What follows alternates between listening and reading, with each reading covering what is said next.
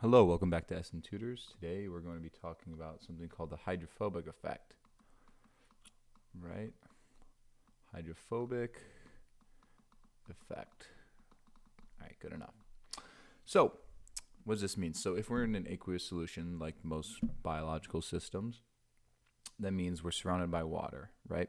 So if you have a lot of hydrophobic stuff, I'll just represent that as circles here. These could be fats or something like that, something that doesn't have similar intermolecular forces as water. So there's no hydrogen bonding. Nonpolar species are hydrophobic. So if we have a bunch of them here, what the hydrophobic effect is that it drives all of these hydrophobic species to come together, right? So 1, 2, 3, 4, 5. 1, 2, 3, 4, 5. The reason for that is entropy. I'm going to put that in all caps. Very important. So entropy, if you recall, is, in layman's terms, the amount of disorder in a system. So this might seem confusing for a lot of students because this is becoming more ordered, right? Everything's coming together. But if you think about all of the different water molecules surrounding these, is that when you have a hydrophobic species, all of the water around it, I'll just represent that as like that, is your H2O, because it becomes very ordered, right?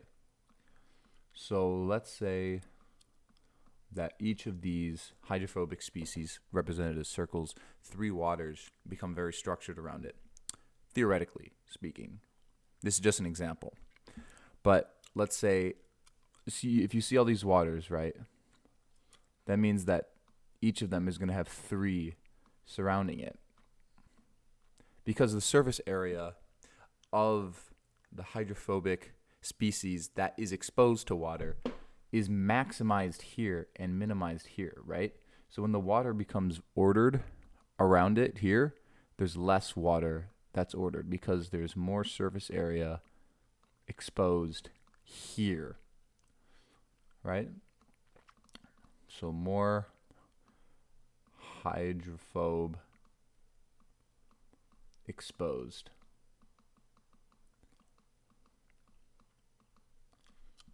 I'll just say more hydrophobic area exposed, which means that this is going to be low entropy, right? Since it's very ordered. And this is going to be high entropy, well, in relative terms, because the water won't be as ordered, right? Because there will be less water in this case that will be ordered compared to the previous case, because there's more hydrophobic area exposed. There's less area of the hydrophobic species when they come together. So that's a hydrophobic effect.